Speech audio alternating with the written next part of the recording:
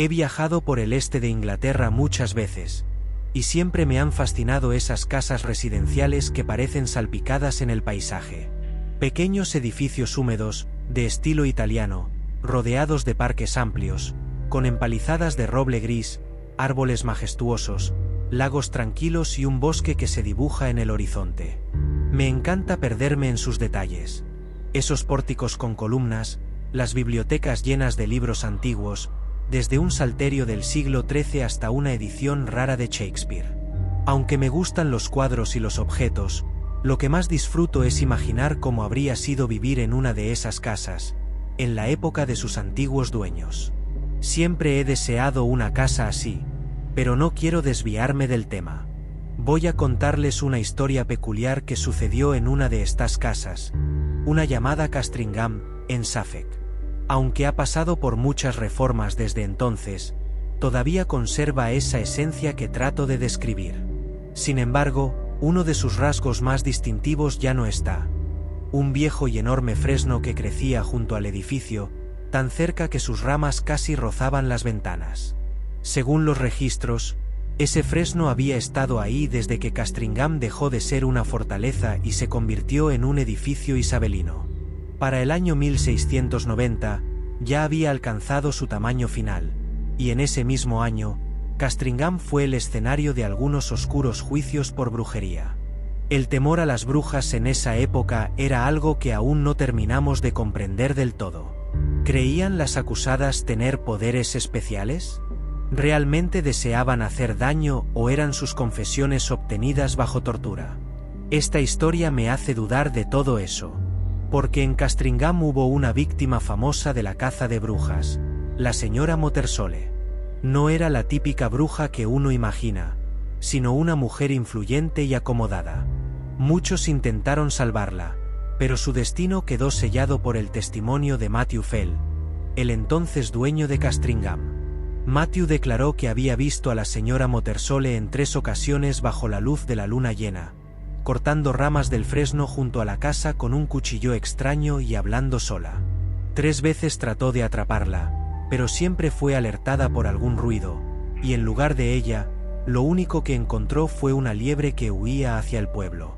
La tercera noche, la siguió hasta su casa, donde la encontró aparentemente dormida. Este testimonio, aunque extraño, resultó decisivo.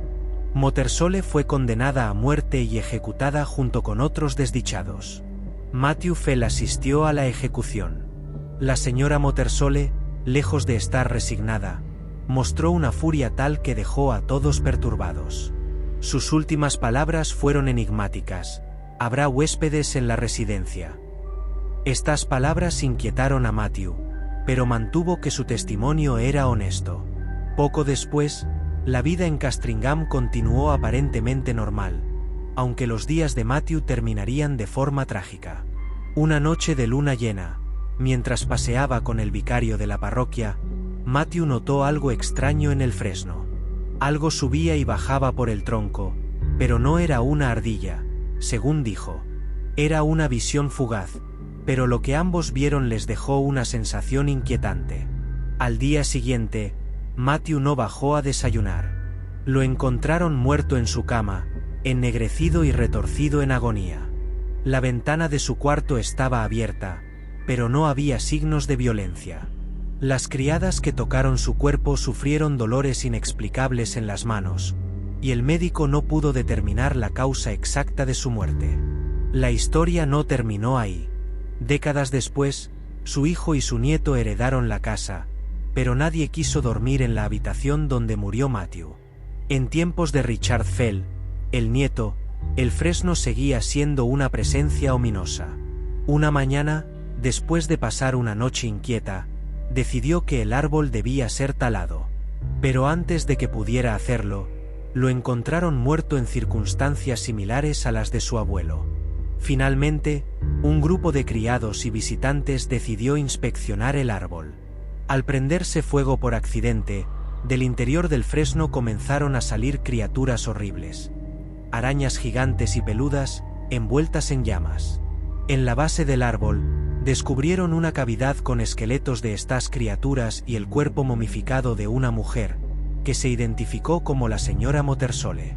Su maldición había infectado la casa durante generaciones, y con la destrucción del árbol, parecía que su influencia finalmente había terminado. El fresno ardió todo el día, llevándose consigo los últimos vestigios de aquel oscuro episodio.